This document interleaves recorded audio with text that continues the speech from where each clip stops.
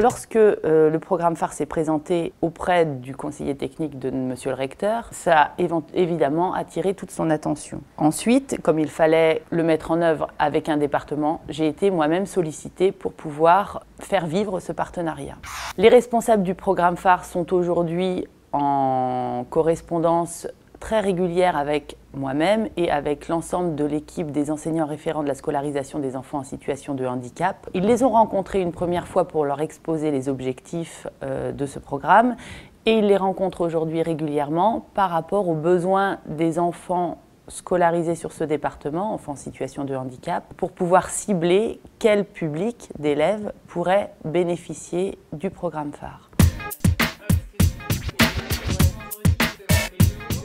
D'autre part, aujourd'hui, pour pouvoir toucher davantage de jeunes, parce qu'on est bien dans une difficulté parfois de pouvoir communiquer auprès d'eux, nous avons émis l'hypothèse que le programme phare puisse contacter les chefs d'établissement, collèges et lycées, qui accueillent ces élèves en situation de handicap.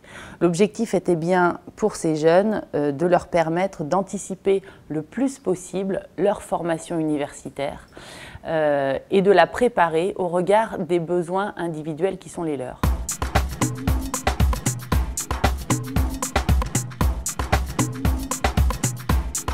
Le rôle d'enseignant référent, donc effectivement, c'est de suivre la scolarité des enfants reconnus par, enfin du moins accompagnés par la MDPH, et c'est d'organiser cette scolarité en organisant donc des réunions, en rassemblant l'ensemble des partenaires. Mon rôle dans ce partenariat donc avec le programme phare, effectivement, ça va être de repérer les jeunes qui pourraient bénéficier de cette aide, de ce soutien.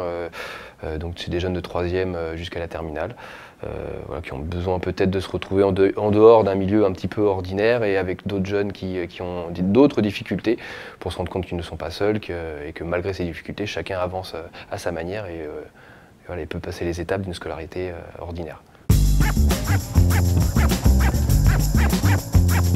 Ce qui est intéressant avec le programme phare, c'est que c'est un partenaire supplémentaire. Donc pour chaque enfant, on doit mettre en place des ESS, donc c'est des équipes de suivi de scolarisation où on rassemble l'ensemble des partenaires. Et donc phare ferait partie des partenaires donc, complémentaires et qui permettraient d'apporter un regard différent, un regard en dehors de l'école, un regard de travail de groupe qui ne se fait pas en orthophonie, en psychomote ou simplement avec un psychologue ou un pédopsie.